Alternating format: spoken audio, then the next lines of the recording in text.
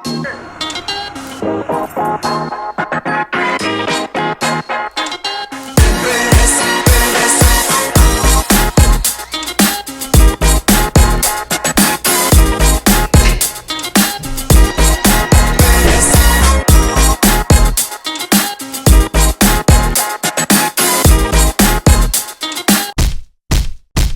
guys, good morning. Ngayon ay July 27, 2017. Pupuntahan tayo, maliit na adventure. Pupunta tayo sa bandang labas ng Riyadh. Bibisitahin namin yung pinsan ko, kasama ko yung si Mama. Isang oras na biyahe, punta siyang Jeddah. Tara, punta tayo doon. Starting with guidance to your destination. Continue on the current route.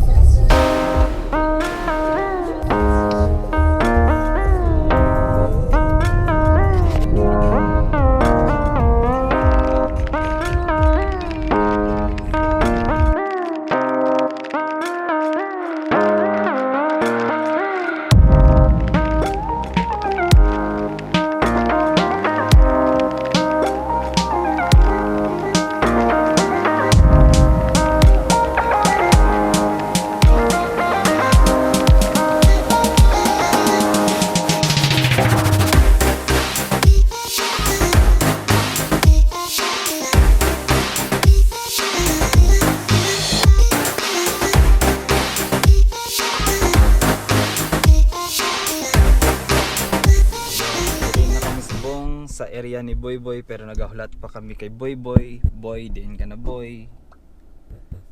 So amo na yung area dai Boy Boys farm sila.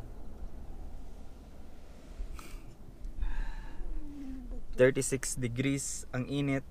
8:32 AM. Diri kami gahulat sa mga kamelan. Oh, may camel.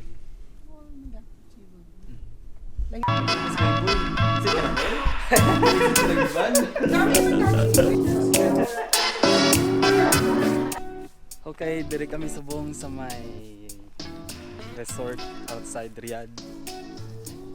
Nagbisita kami kay Boy Boy kay na-exit na siya, so namin magilang resort.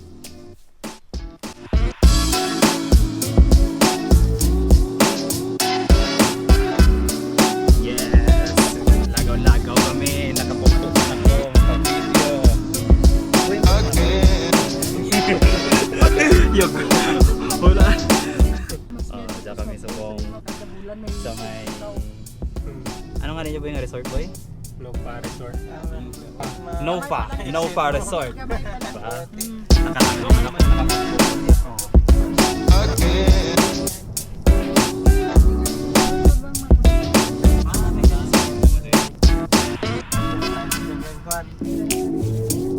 Tido.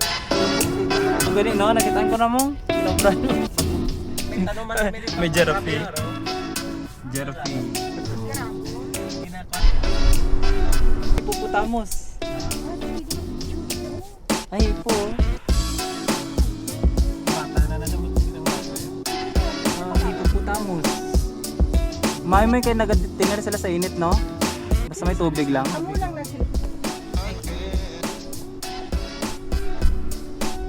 Para may hippopotamus oh.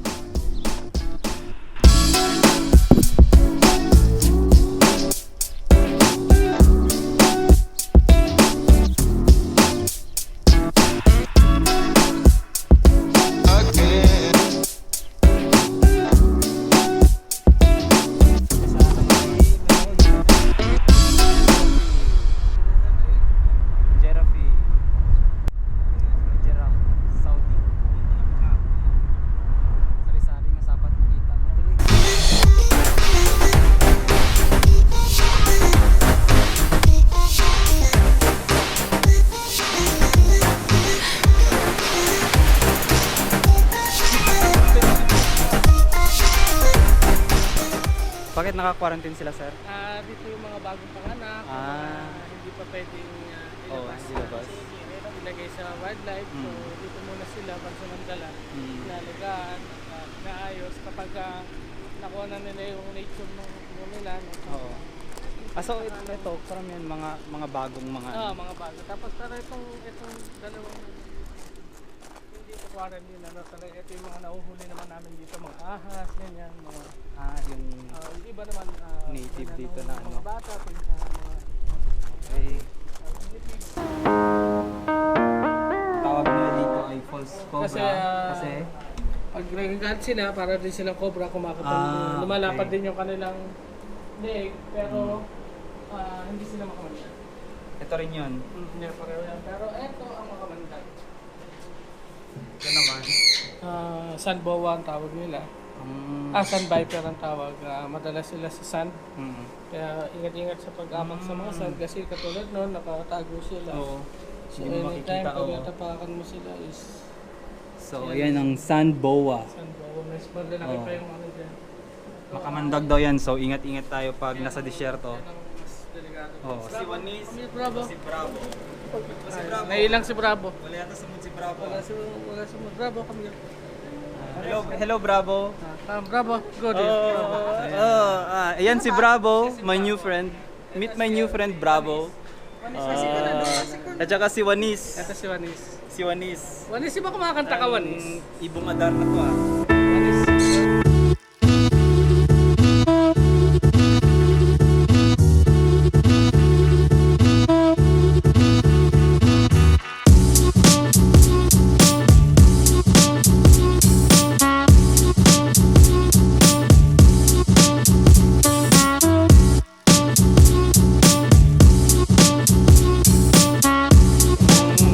Babae kasi ito kayo tayo.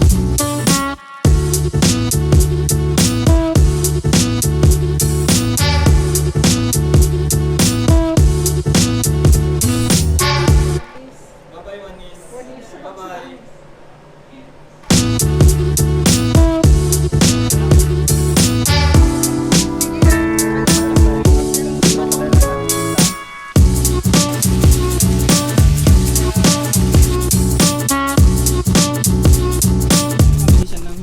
Kasi ano siya ng mga usa rin, isa siyang breed siya ng usa. Kasama siya sa family ng mga deer or tawag yan, So yan ang Arabian Sable. tapos yung sa Pares na. deer, hindi, although Yung lalaki merong May sungay. May sungay. So yung lalaki may sungay. Kasi yung lalaki nga sungayan. Yan yung Arabian Sable. Family ng deer. old na pala ko na ano. Yan ang mga 1 week old na mga ostrich. Anong kalaki yung ano niyan, yung itlog niyan? Malaki.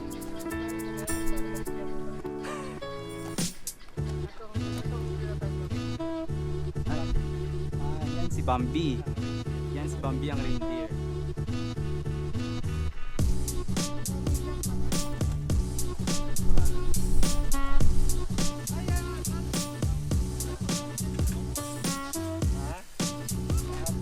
Ito yung cheetah. Cheetang maamo. Yats! Yats! Ano Yats? Tahimik ka Yats, mukhang mabigat problema mo ah. Nainitan. Nahawakan nila yan eh. Ay, di siya mag-ano. Nahawakan yan, nahawakan sa ulo. Nadidikitan mo yan kasi mga ano yan, train yan sa bahay eh. No? Hindi, sir, iba yan. Napilayan siya dati. How are you, Tapos Mira, sinergery pag-train nila. mo, dami mo. Niwalay na nila ngayon. Tapos ang niwalay, inalagaan nila ngayon. Tapos- Yun. Hindi na siya pwede sa labas kasi pag pinabanalik mo doon, papatayin lang yun doon. Ganon? Oo, kasi hindi na siya, Hindi na siya in sa Iba group. na siya sa group. Pero ang bait na nito. Sobrang bait. Tahimik, hindi talaga siya. Lahat ng bisita alop sila. Oo. Pero pag nakita na yung iba napepet na ganyan, Oo. lahat na po dudumugin na sa loob.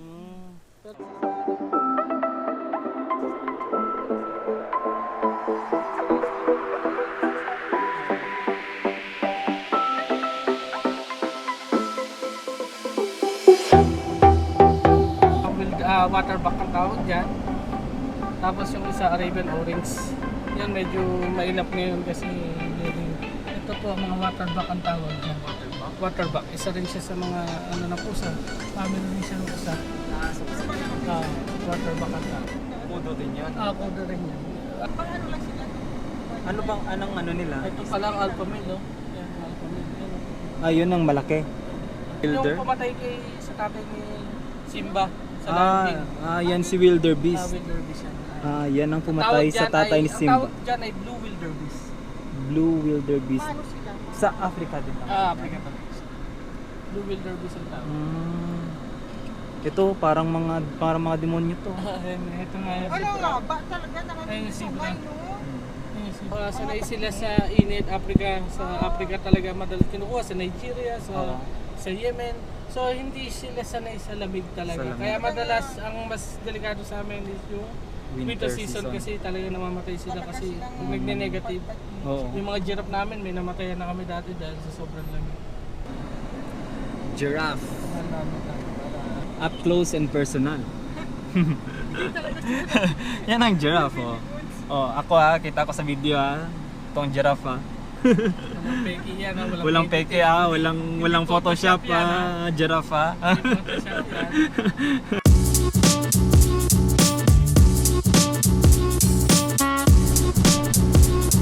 Yan ang Adax. Yan ang medyo delikado kasi lalo ngayon yung isang adak na po yun. Yun nga, yung adak patuloy na ito magutok po yung part of the fire. Medyo mahirap din sila ngayon kasi Ayan. ako na, ayun, diba?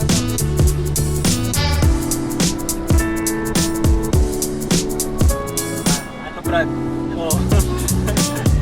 Ako yun din, dalawa. Kaya, hindi ko sa bahay. Karuha na naman. Oh Brad. Tumitingin ka ba? May problema ka? Naluha yo. Pina-check mo yung tayo. Yan, guardia po yan. May ID yan eh. Yan ang mga gwardiya. May patuta yan, tsaka ano. Okay, dire kami subong sa may horse racetrack. Saud racetrack.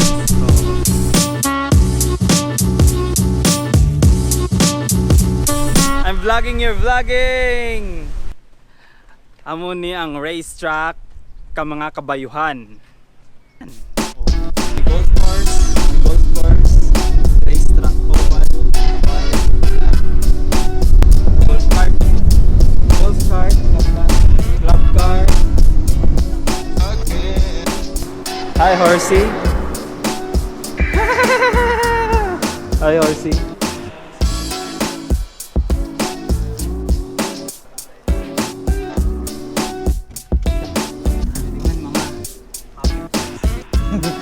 Ano ba to sir? Bakit naging African village? Actually kasi last time nung Sultan yung may-ari, Oo. nagpunta siya ng 2001, nagpunta siya ng Africa.